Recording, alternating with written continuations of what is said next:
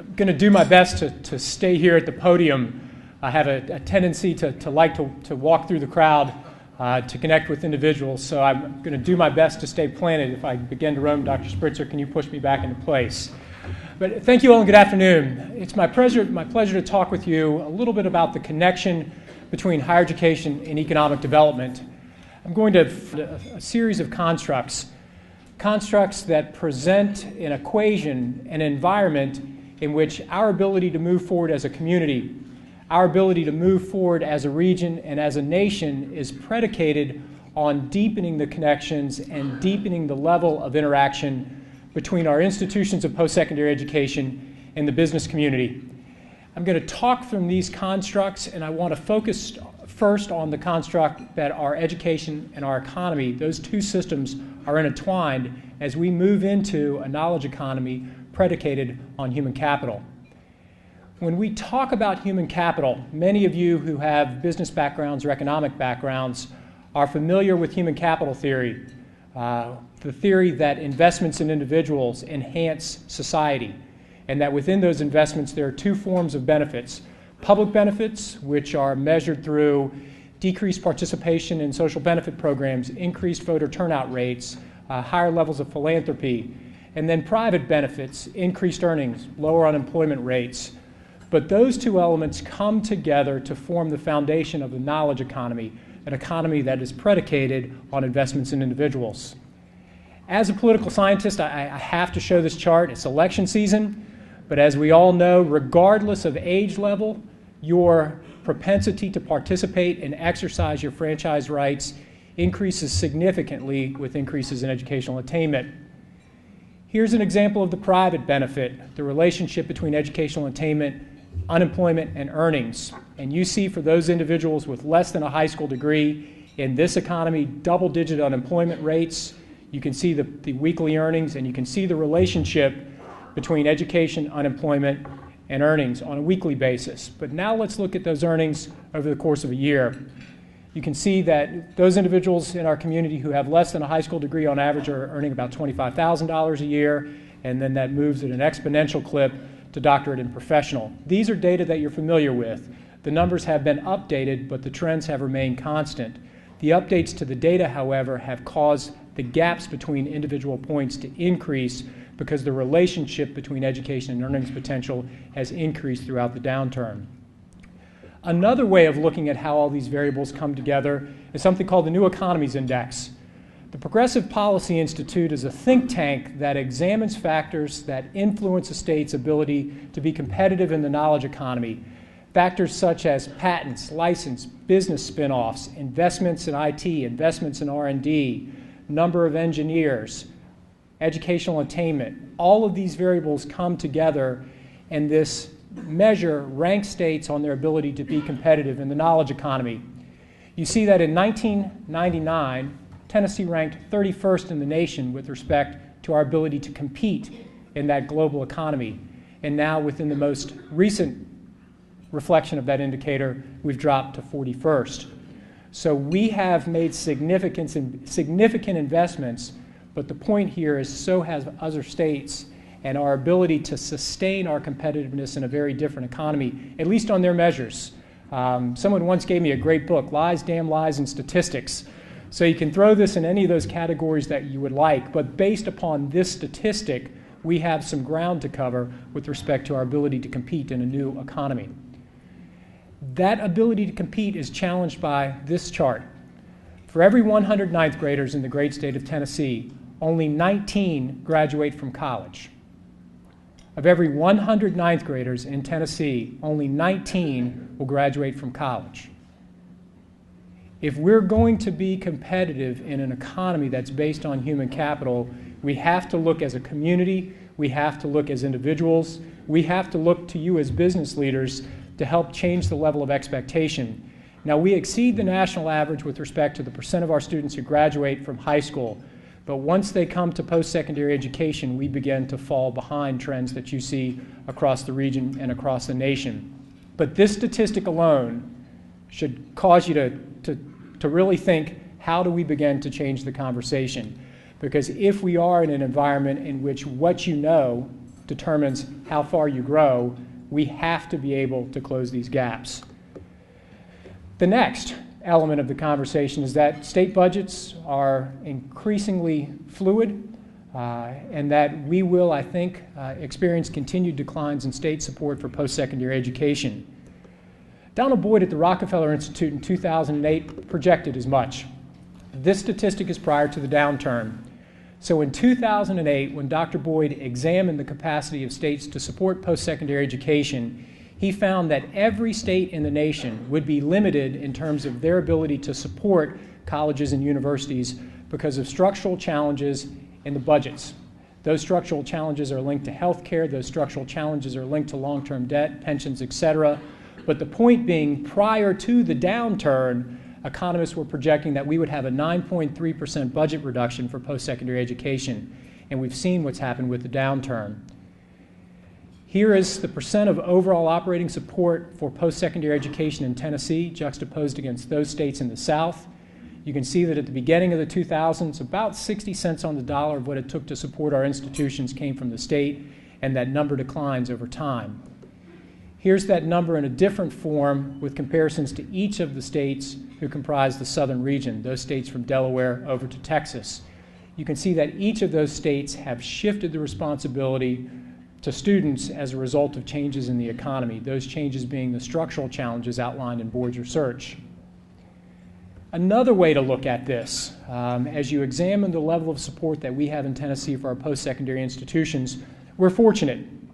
Unlike many states in the South who have experienced significant declines on a per individual basis, we have relatively the same level of investment per student that we had in 2005 and 2006. However, these numbers are not adjusted for inflation. What have we done as a country during the face of budget uncertainty, and what have we done at ETSU? I cannot say enough to applaud the leadership of Dr. Stanton and of the team that we have in place at ETSU. At many institutions across the country, as they move through the downturn and as they continue to grow out of the downturn, there were programmatic closures, there were furloughs, there were losses of academic programs. That did not occur. That did not occur at this institution because of the culture of stewardship that was put in place. We did not fill vacant positions. We became more efficient. We became better stewards of the resources that we have. We protected the academic core, which is, I cannot stress enough, different than in many of the other institutions across the country, which responded with furloughs, with programmatic closures, and other efforts that potentially undermine the academic core of the institution. So we're positioned to grow. And what I want to talk a little bit here in a few slides is to get your thoughts on your vision for your ETSU and how collectively as a community we grow together. The next part of this is to paint a picture of the state and to paint a picture that examines that relationship between education and economic development with a little bit of data granularity around it. Many of us are familiar with this statistic. This is the percentage of the population in our state who has a college degree. But you may not be familiar with the numbers to the right, that we rank 9th in the South, and we rank 41st nationally with respect to the percent of population with a baccalaureate degree. In order for us to reach the educational attainment level of the southern states, that's Alabama, Mississippi, West Virginia, we need to produce an additional 118,000 college graduates overnight to reach the educational attainment level of the South. Now that's Noland Stadium and a parking garage full of college graduates to move here tomorrow. We produce about 24,000 baccalaureate degrees college degrees per year. ETSU's our numbers about 3. So we would have to double the numbers as a state of baccalaureate degrees to close this gap. That's the size of the distance. Why is that important?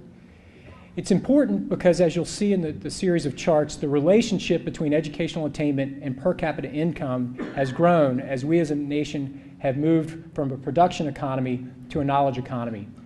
So for those of you who are statisticians, you'll see that the relationship between two variables, per capita income and the percent of population with a baccalaureate degree, in 1980 was 0.64%. And look how those states are clustered together. If in the back of the room you can see the red dot, that red dot is Tennessee. So as we move from the 80s to the present, Watch how that gap grows and watch the correlation change. So here's 1980, 90, 2000, 2005. If you go back to the Progressive Policy Institute benchmark, you'll notice that the states that are at the top of that benchmark, states like Connecticut and Massachusetts, have really moved to the right, and other states have stayed to the left, but the dispersion has increased significantly. Couple stats. If you look at the percent of the population with a high school degree in Tennessee, that number is 83.2%, slightly below the national average. But as we know, there's 95 counties in the state of Tennessee, and Washington County couldn't be any more different than Union or Bryan or Lake. So as you examine those counties in red are those counties who are among the lowest 300 in the South with respect to this statistic. So the counties in the red are the lowest 300 counties in the South with respect to this statistic. The counties in the green are those counties that are the top 300 counties with respect to this statistic. So you'll see many of our counties exhibit characteristics similar to those in eastern Kentucky or along the border with Mexico. Here's that statistic for an associate's degree. Notice North Carolina, South Carolina, and Florida lit up in green. Those are states that in the 1960s made significant investments in their community college systems, and that public policy investment has now borne fruit. Here's that statistic for baccalaureate degrees, and then look at the red. Here's that statistic for median household income. So yet another way of depicting the relationship between earnings and income. Here's Tennessee's data. So there we are as a region, and here's Tennessee's data. So with respect to a high school degree, the county within the state that's at the high is Williamson County, and Williamson County's at the peak of all of these characteristics. The county that's at the tail end of the spectrum is Lake, and you can see where we are here in Washington County. Here we are with respect to bachelor's degrees. Tennessee average is 22.9, national average is 28, high in Williamson of about 52, low in Lake of 5.2. Here's median income. You really see the impact of Nashville on this chart. Here the low is Hancock County up in the upper Cumberland. So now let's move to the next element. How does all of this come together? How can you in the business community, how can we in post-secondary education work together to help change these variables? How can we work together to help change the future of Tennessee, of East Tennessee, and of Johnson City? This question is at the heart of a recent reform that passed called Complete College Tennessee Act. The Complete College Tennessee Act puts an onus on institutions to enhance, accentuate, and increase the number of students who walk across the stage and receive degrees. In fact, it challenges us to double the numbers of degrees produced by the end of the decade.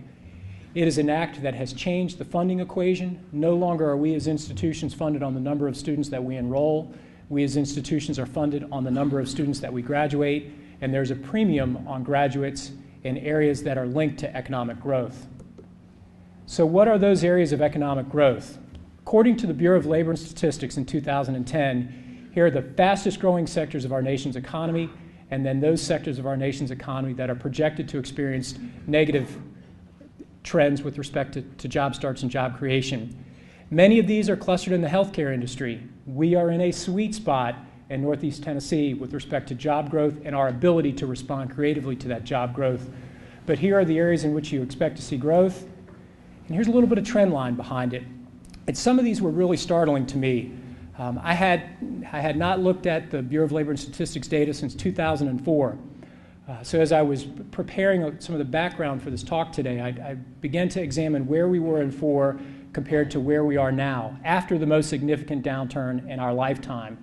The big difference between then and now is that the premium that's placed on post-secondary education has increased.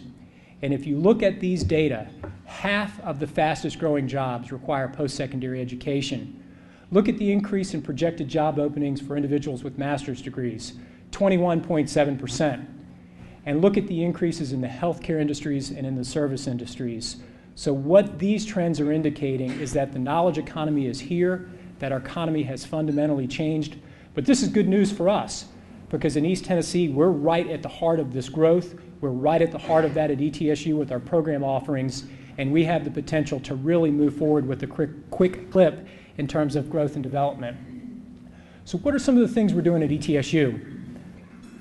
Many of you are aware of some of the services that we provide, but I think we've yet to scratch the surface of potential connections with business and industry in the region. I think we've yet to scratch the surface of potential connections with our partners in Johnson City, our partners in Kingsport, Bristol, and across the region. Our ability to grow as an institution is predicated on strong relationships with each of those entities. Our ability to grow, our ability to diversify the educational experience, our ability to produce graduates who are ready to compete in the knowledge economy is a function of hands-on and applied practicums and internships. Some of those experiences you see here on the screen behind me, well, to my right and to my left. Used to screens being behind me. You'll see the partnership with BTS and Michael Bolton, who's here with us today, a project that literally began with an idea from a couple of our graduate students.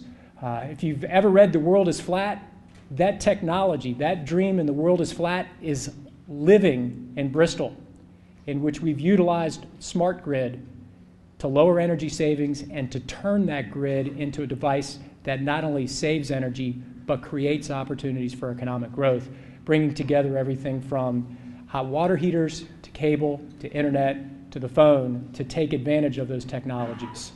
At our Small Business Development Center, many of which individuals in this room have worked, we assist about 300 businesses per year at the Small Business Development Center. We've been at this for a long time. The number I was told last night is we've had about 3,000 small businesses who've been impacted, benefited, and assisted by the services we provide. We have resources available from a fiscal perspective and an infrastructure perspective to assist those in the room who are looking at entrepreneurship, who are examining business startups, or who are in need of lab space. Our innovation lab, just right up the road, is at 100% capacity. It's a lab that contains businesses ranging from the energy industry to the pharmaceutical industry. It's a facility that provides an opportunity for startup businesses to get their sea legs, to grow, to develop a foundation, and then to move forward into that next phase of their capital infrastructure. We have deep resources that are available at Valley Brook thanks to our partnership with Eastman. Valley Brook has lab space, it has warehouse space, and you would be hard-pressed to find better lab space at the price that we're presenting in the region. And we'd welcome any of you who are interested in incubation space or opportunities at Valley Brook to come tour the facility. There's already startup companies there. What used to be BioCore, now IPE, is based at Valley Brook, and Valley Brook is providing an opportunity for that startup company to realize its dreams. And we have our faculty there as well. Dr. Andy Clark is moving forward with clinical trials, utilizing the lab facilities that we have at Valley Brook. It is a wonderful, wonderful facility, a facility for which we've yet to scratch the potential. But how does all this come together? How does all this come together as a community, as an institution, and how can we engage in a conversation that really pushes us to dream? In 1986, as a community, we came together under then President Beller to ask a series of questions. What do we want to look like as a community as we turn to the centennial? We're now at a similar point in time as we've celebrated the centennial and moved forward towards our 125th anniversary. Under the leadership of the Committee for 125, a group comprised of educational leaders, business leaders, and groups from across the country, we're asking a series of what-if questions as an institution that will define our future. These questions are in the following areas, and I encourage you to get engaged with us in this conversation. Later this month, we're going to be holding employee roundtables across the region. But log on to the website, ETSU/125. Send us your thoughts. Send us your visions and dreams for your university. Here are some of the things that have been discussed to date. A lot of folks constantly ask me, Brian, what's your vision for ETSU? My response is, what's our collective vision for ETSU? What are your hopes and dreams and aspirations for an institution that is the engine that powers the economy, the culture, and the health of the region? As a region in the 1970s, we asked the question, what if we had a College of Medicine? Many across the state, particularly in Knoxville, said that's an absolutely preponderous question. Fast forward to 2012, we have a College of Medicine, depending upon the year, is ranked between 3 and 7 with respect to our level of excellence in rural and family care. In the 2000s, I was working in Nashville when we received a call from Dr. Stanton saying, we're thinking about starting a college of pharmacy. Many folks said that's an outlandish question. Folks in Knoxville said that's really an outlandish question.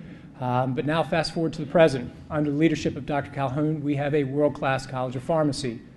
But it goes back farther than that, because at the turn of the last century, as a state, we asked the question, how do we improve our teacher education programs? How do we create opportunities for the professional development and education of teachers? As a state, we looked to establish 3 normal schools, and we stepped forward and provided the land grant that formed East Tennessee State University. So those big what-if questions are part of who we are. Those what-if questions to this point include, what if we started a football team? What if we started a college of dentistry? What if we started a law school? What if we deepened our partnerships with business and industry? What if we put a focus on entrepreneurship? What if we examined our revenue structure? What if we increased our work in advancement and alumni affairs? What if we partnered with business and industry to put the resources of business and industry to play at ETSU? We have a wonderful baseball stadium right down the road. How do we take that real estate around the baseball stadium and utilize it for economic development? We all share a dream of a performing arts center. In fact, in the Turning Towards 2011 document, it was one of the top 15 things on the list. How do we take the shared resources of the community and ETSU and hopefully put a performing arts center in a location within a pretty good baseball throw of where I'm standing today? Those are conversations that as a community I hope we can have, because those are conversations that will position us to grow and position us to be competitive in the knowledge economy. Got a PhD, but I can't run a machine. So if we went to the last slide, what the last slide says, thank you, is to get engaged with us. My question is, how can we better serve you? How can we at ETSU better serve the community? How can we better serve our K-12 system? How can we better serve our partners in the community and technical college system? How can we better serve business and industry? What are your needs? Because our ability to grow as a region is a function of us coming together and realizing shared goals and shared dreams. We're committed to that conversation, and I thank you all for allowing me to walk through some of the data. One thing about data is, it is what it is. Sometimes we do not like to admit that we've not closed some of the gaps in here and here and here. Sometimes when you put maps in front of folks, they say, well, you know, there's not anything we can do about that. It's just a function of culture. I would submit that if we come together, we can find a way to move the region forward, and I look forward to being a part of that partnership with you. Thank you very much. I'd be happy to take a couple of questions.